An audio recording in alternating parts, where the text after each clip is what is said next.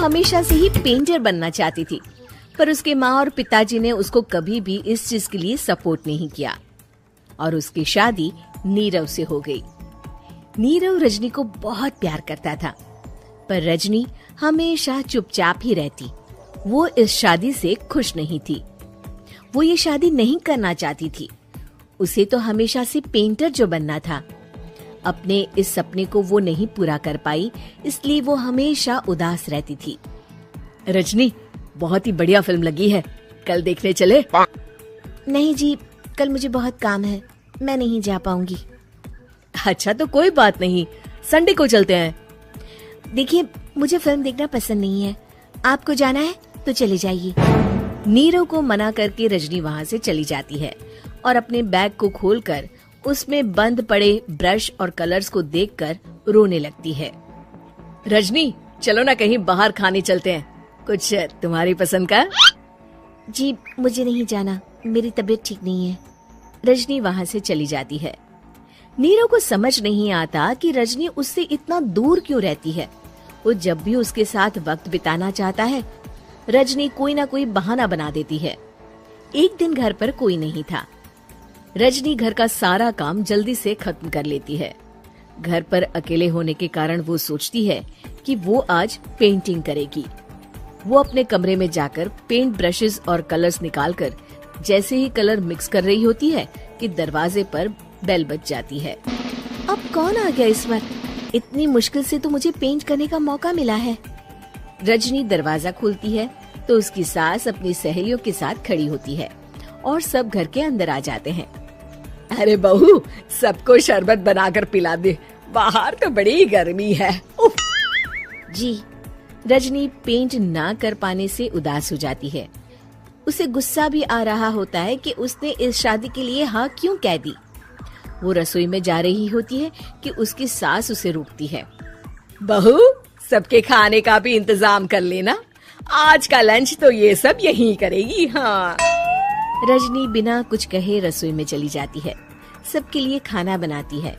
सब खाना खाते हैं और रजनी घड़ी देखती है कि ये सब कब जाएंगे ताकि वो अपनी पेंटिंग कर सके।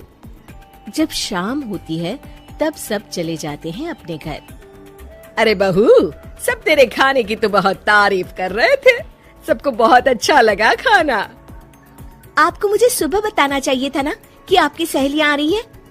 पता भी है कितना वक्त लगा सारा खाना बनाने में। अरे बहू, तू ऐसे कैसे बात कर रही है मुझसे?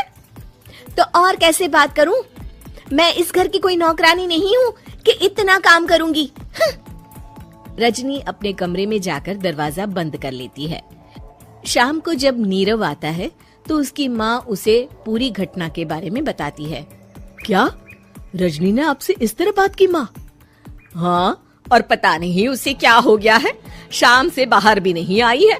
मैंने तो कई बार आवाज दी, खाना भी नहीं खाया उसने। तू ही बात करके देख ले बेटा।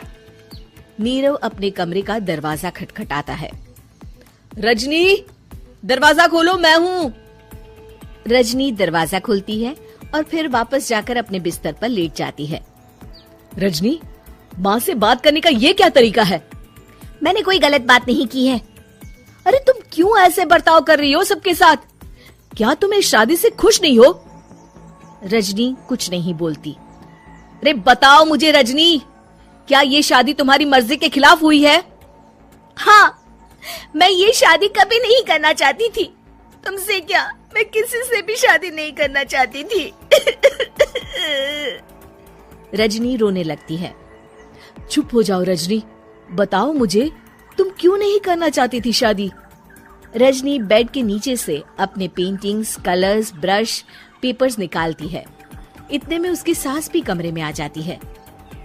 ये देख रहे हो, ये थे मेरे सपने। मैं पेंटर बनना चाहती थी, पर माँ पापा ने कभी सपोर्ट नहीं किया और मेरी शादी करवा दी। मेरे सारे सपने टूट गए। हर वक्त बस गुस्सा आता रहता है मुझे। मैं जानती हूँ कि आप लोगों की इसमें कोई गलती नहीं है, पर मैं क्या करूँ, मुझे समझ में नहीं आता।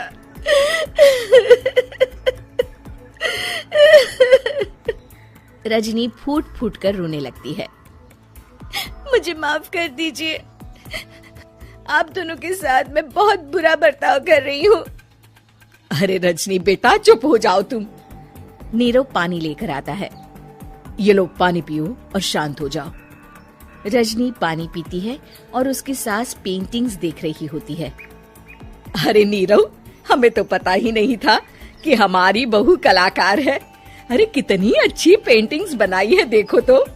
ये वाली तो मैं अपने कमरे में ले जाऊंगी। आपको ये पेंटिंग्स अच्छी लगी? अच्छी नहीं, बहुत अच्छी लगी। और तुमने हमें बताया क्यों नहीं? तुम जब चाहे पेंटिंग कर सकती हो रजनी। हम तुम्हारे सपनों को पूरा करने में तुम्हारा पूरा साथ देंगे। हाँ बेटा, हम कला की कद्र करते हैं। हम कलाकार तो नहीं, पर मुझे गर्व है कि मेरी बहू एक कलाकार है। रजनी, नीरव और सास तीनों हंस पड़ते हैं।